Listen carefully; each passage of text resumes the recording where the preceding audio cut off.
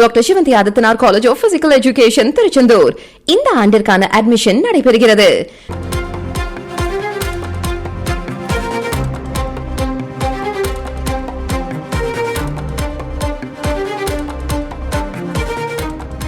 Madurai AIIMS மருத்துவமனை கட்டுமான பணிகளுக்கு சுற்றுச்சூழல் அனுமதி வழங்கலாம் என்று தமிழக அரசுக்கு மாநில சுற்றுச்சூழல் நிபுணர் மதிப்பீட்டு குழு பரிந்துரை செய்திருக்கிறது.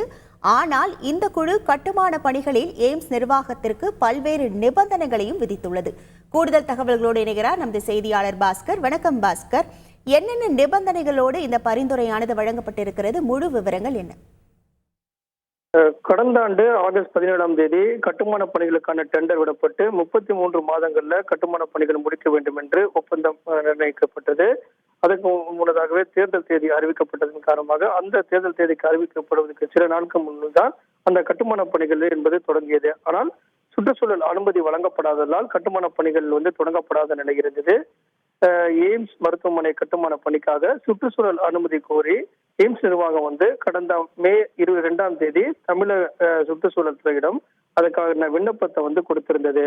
கடந்த 10ஆம் தேதி திட்டத்துக்கான அந்த சுற்றுச்சூழல் அனுமதி வழங்கலாம் என்று சுற்றுச்சூழல் நிபுணர் குழு மதிப்பீட்டு குழு தான் அந்த தமிழக அரசுக்கு பரிந்துரை செய்திருக்கிறது. இதன் காரணமாக அந்த பரிந்துரை அடிப்படையில் கட்டுமான பணிகள் என்பது துரிதமாக மேற்கொள்ளப்படும். இருந்த போதும் ஒரு சில நிபந்தனைகள் அந்த கட்டுமான நிறுவனங்களுக்கு எய்ம்ஸ் நிர்வாகத்துக்கு அதாவது நிபந்தனைகளை விதித்திருக்காங்க. கழிவுகளை பயோ கேஸாக மாற்றி மருத்துவமனையுடைய கேண்டீன்ல அந்த சமைப்பதற்கு பயன்படுத்த வேண்டும்.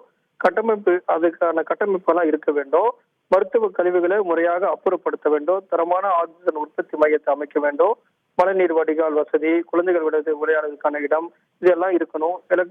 எலக்ட்ரிக் வாகனம் சார்ஜ் செய்வதற்கான வசதிகள், கழிவு நீரை சுத்திகரிப்பு செய்யக்கூடிய வசதிகள், இது போல பல்வேறு விதமான நிபந்தனைகள் இருக்கிறது. இந்த நிபந்தனைகள் எல்லாம் பூர்த்தி செய்யப்பட வேண்டும்.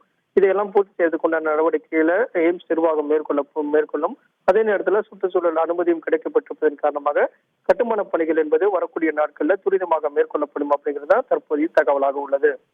உங்கள் முழு விவரங்களுக்கு நன்றி Bhaskar. Doctor Sivanthi Adithanar college of physical education Tiruchendur admission என்கொயரிக்கு கீழே உள்ள லிங்கை கிளிக் செய்யவும்.